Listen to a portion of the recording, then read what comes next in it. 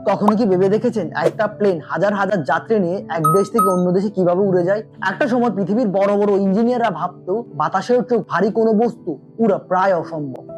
এই প্রায় অসম্ভবকে সম্ভব করে দেখিয়েছে দুই ভাই অরবিন রাইট এবং উইলবার রাইট। আজকের ভিডিওতে জেনে নেওয়া যাক এই অসম্ভবকে তারা কিভাবে সম্ভব করেছে। তো শুরু করা যাক।